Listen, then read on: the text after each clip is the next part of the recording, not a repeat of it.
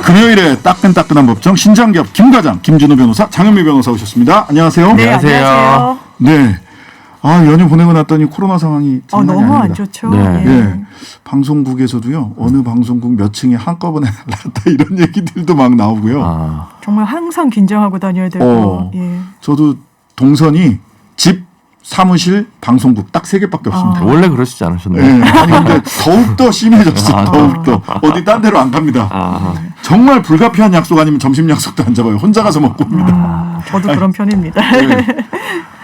원래 저 친구도 많습니다. 원래 그냥 친구가 없어서 혼자 먹는 건 아니고요. 네.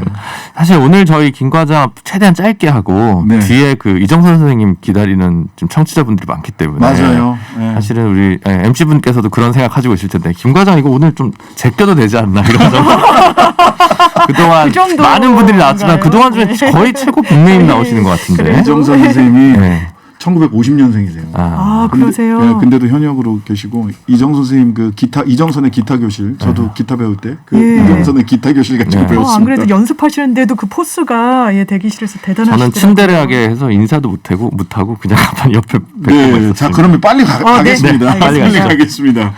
자 오늘 곽상도 의원 두 번째 영장 실질심사 진행됐습니다. 네.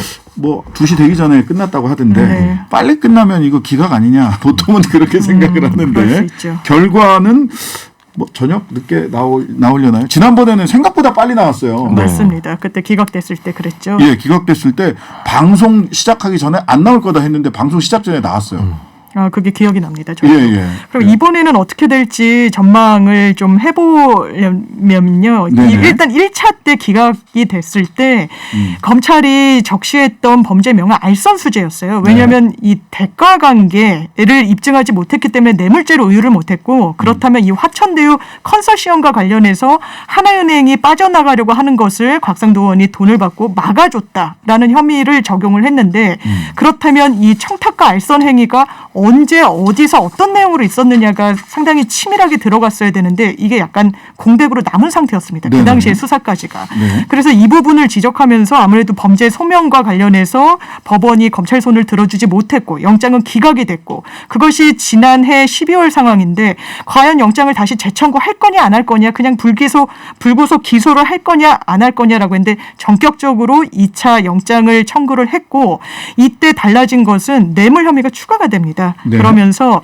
아마 이 돈을 받은 것과 관련해서 국회에서 상임위원 활동을 하면서 뭐 문화재 발굴 등등으로 화천대유 관련된 대장동 이런 개발 사업에 편의를 봐줬다는 내용이 추가된 것으로 지금 알려지고 있습니다. 이게 지금 남욱 변호사한테 5천만 원 정도의 돈을 총선 당선 직후 2016년 받은 직후에 받았다고 보도됐는데 오늘 이제 끝나고 나서 그 곽상도 전 의원 얘기로는 그건 내가 2016년 3월에 받은 거다. 총선 전에 받은 거다. 변호사 활동의 대가로 받은 거다. 라는 식으로 지금 어쨌든 본인은 항변을 하고 있는 상황인데 최초의 보도 그리고 이제 검찰이 정확히 혐의 시점을 언제로 특정했는지는 잘 모르겠지만 2016년 4월 이후라면 정치자금법 위반이나 뇌물죄로 이제 의율할 수 있다고 보고 이제 그 영장을 청구를 한 건데요. 보통 검찰 입장에서도 영장을 재청구하면서 또 기각되면 굉장히 좀 평판이나 명예가 훼손되기 때문에 굉장히 신중하게 한다는 점을 좀 감안한다면 이번에는 좀 만만치 않지 않을까라는 생각입니다. 2016년 3월 1일 날 돈을 받았다라고는 사실을 곽상도 전 의원이 인정을 했다면 네. 정치자금법 위반은 받은 시점과 관계없이 그렇죠. 신고하지 않았다면 3천만 원을 받아서 예비후보 입장에서라도 그럴 수 있죠. 신고를 해야 되는 되니까. 거고 만약 신고하지 않았다면 시점과 관계없이 정자법 위반은 가능할 수 있는 인정. 거예요. 그런데 본인은 이제 변호사 비용으로 내가 받은 거다라고 얘기했으니까 뭐 이제 이 얘기를 전부 선회해주면 그럼 이거는 세금은 납부하셨나 뭐 이런 것 정도는 마지막에 해명될 수도 있고 해서 아직 그 구체적인 증거를 보지 않은 상황에서 상당히 조심스럽지만 검찰이 어느 정도 그래도 다른 여러 정황들과 간접 증거들이나 뭐 이런 것들이 있었기 때문에 구속영장을 재청구하지 않았을까 싶습니다. 네.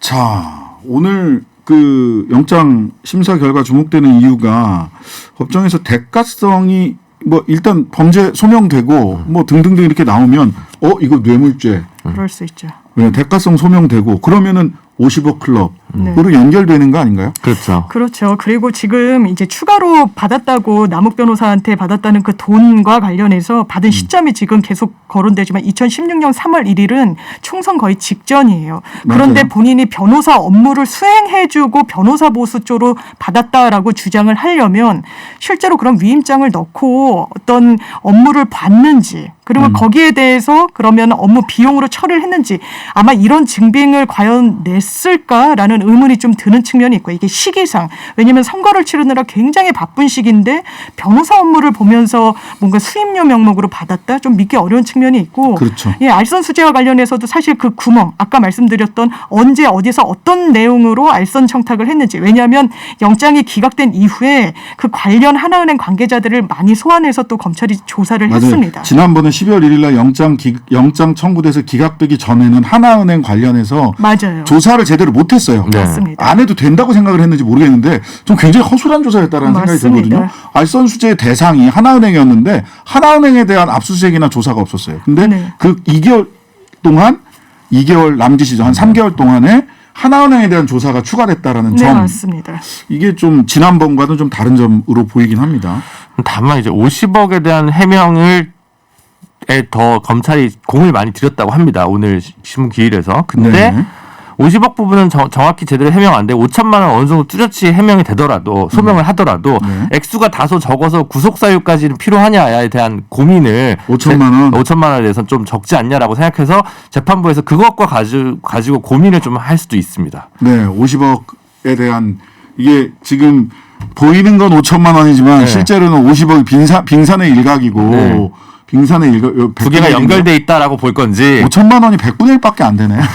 그러네. 이걸 5천만 원 따랐다라면 큰 돈인데요. 50억은 아직도 혐의가 뚜렷하지 않고 5천만 원 확실한데 이거 가지고 구속은 무리다 이렇게 볼 수도 있는 문제여서 이게 재판부에서 고민을 좀 많이 할 것 같습니다. 자, 어쨌든 박상도 의원 본인에게도 이 영장실질심사가 중요하겠지만 소위 50억 클럽 멤버들, 회원님들, 50억 클럽 회원님들, 박영수부터 시작을 해서 쭉쭉쭉 최재경, 권순일, 권순일 등등등 이 50억 클럽 다른 수사에도 이 구속 영장 발부 여부가 그 다른 50억 클럽 회원들에 대한 추가 수사에도 영향을 주지 않을까? 저는 크진 않을 것 같다는 생각이 크진 드는 않다. 게 왜냐하면 예, 예. 돈의 흐름을 쫓고 그 돈이 과연 어떤 명목이었느냐 관련해서 비교적 뚜렷하게 그 구체성을 띠고 있는 건 사실 각상도 전 의원이 유일한 것 같아요. 물론 뭐 언론사 고위 무슨 간부 그분 같은 경우에도 돈의 흐름은 왔다 갔다 했다고 하는데 실제로 대여라고 하면서 돌려줬다는 뭐 증빙을 낸 걸로 보이고 나머지 사람들에 대해서는 어느 정도 까지 사실 검찰이 확보했는지는 정확하게 드러나지는 않고 있어서 아마 이 발부 여부가 이 향후 수사에 당연히 영향은 미치겠지만 기계적으로 좀 순기능으로 작용하진 어려울 것 같다 이런 생각도 듭니다. 네. 자, 대장동 관련 수사 내용 중에 이거 하나만 더 짚고 넘어가겠습니다. 황무성 초대 성남 도시개발공사 사장 사택 강요 의혹으로 고발됐던 이재명, 정진상 두 사람에 대해서 무혐의 결론 나왔습니다. 수사 석 달 만에 종결됐는데 어떻게 보세요? 이제 1월 달에 정진상 부실장 같은 경우 이제 한번 소환을 했고요. 그래서 이게 이미 사실은 그 유한기 부장이라고 본부장이죠. 전 본부장. 네, 본부장이 이제 뭐 극단적 선택을 하셨기 때문에 사실 이제 나머지 가장 어떻게 보면 황무성 사장 입장에서는 가장 핵심적인 역할을 한 사람이 고 유한기 씨였는데 이분이 없는 상황에서 수사의 진척을 보이기가 상당히 좀 어려운 측면이 있었고 다른 분들이 사실관계 여부는 알 수 없습니다만 본인들이 공모하지 않았더라고 진술하게 되면 뭐 검찰에서 더 수사를 진행할 수 있는 뚜렷한 동력이 없겠죠. 또 다른 한편으로 보면 유한기 전 본부장 휴대전화 확보를 뭐 했냐 안 했냐인데 그거는 이제 사실은 이분이 돌아가시기 전에 영장 청구를 몇 차례 했다가 다 기각됐었기 때문에 그 어떻게 저도 이거 보는 확보 방법이 없는데 하는 생각이 들더라고요. 지금 상황에서는 유족분들이 만약 그걸 가지고 계실 상황에서 임의 제출을 하는 경우의 수는 있지 않을까라는 생각은 좀 들었습니다만 네. 그거를 검찰이 유족들한테 뭔가 영장을 청구하기도 좀 조심스러운 그렇죠. 부분이죠. 그래서 예. 네. 어쨌든 고발인들이 재정 신청했기 때문에 고등법원으로 가서 다시 판단을 받게 될 텐데 결과가 뒤집힐 가능성은 재정 신청 많이 해보셔서 아시겠지만 거의 불가능은 낮죠. 거의 없습니다. 자, 주제를 좀 바꿔보겠습니다. 자, 1호가 될 수는 없어. 네. 다들 그렇게 얘기를 했어요. 중대재해처벌법 관련해서 경기 양주 삼표산업 채석장 붕괴 사고 있었습니다. 자, 여기가 그 삼표 산업이 이 중대재해에 해당되느냐 그렇죠. 사건이 세 분이 돌아가셨잖아요. 지금 네. 1호가 될 수는 없어 다들 얘기하고 있는데 1호가 되겠습니까? 어떻습니까? 장 이게 변호사님? 왜냐하면 중대재해처벌법이 모든 사업장에 적용되는 법이 아닙니다. 일단 5인 미만 사업장은 아예 적용에서는 제외가 되고요.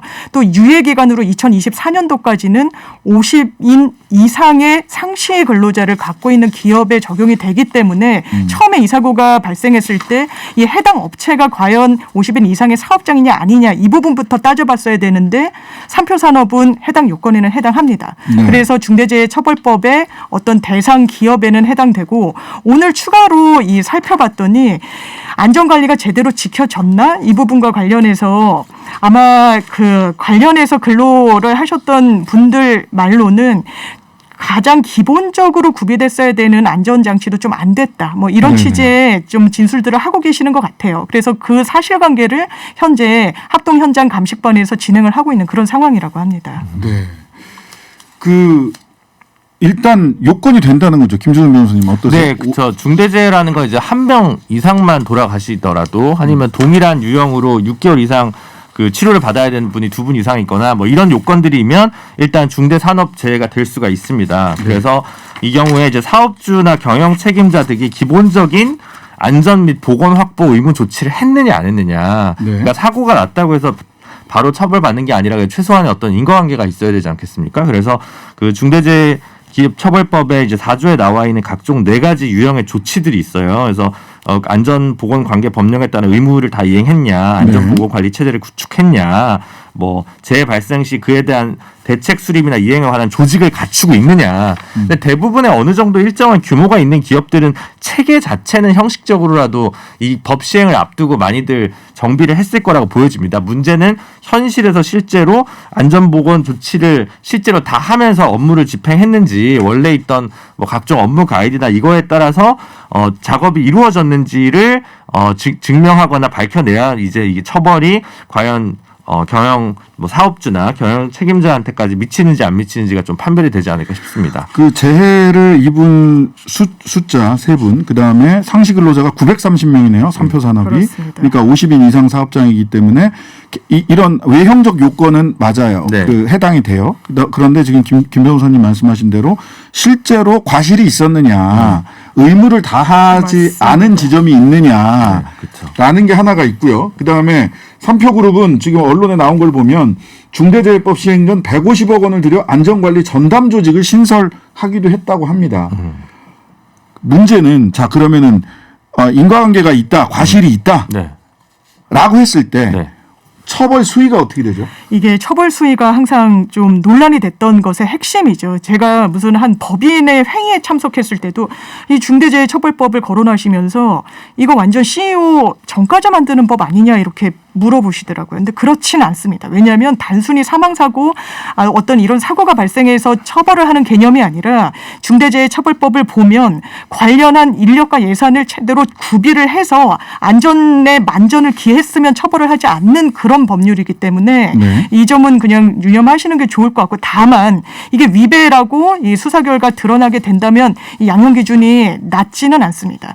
이게 1년 이상 징역 그러니까 이 중대재해 법에 해당되는 기업의 경영 책임자가 받을 수 있는 형량이 1년 이상이라는 겁니다. 네. 이 부분은 하한선이 정해져 있기 때문에 최대치로 하면 50년까지도 선고가 가능하다는 의미거든요. 상당히 형 자체는 높다라는 거. 그리고 벌금형이 부과돼서 병과가 될 수 있는데 10억 원 이하의 벌금이 처해질 수가 있습니다.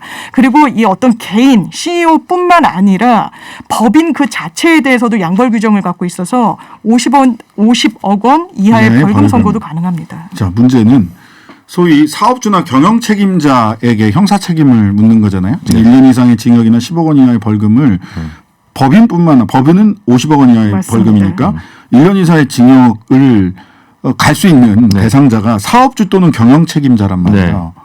그런데 제가 3표를 이렇게 보니까요. 3표의 최대 주주는 정도원 회장입니다. 3표그룹 회장. 네, 네. 등기이사가 아니에요. 맞습니다. 네. 그리고 주식회사 3표가 3표 산업, 주식회사 3표가 이제 지주회사죠. 네.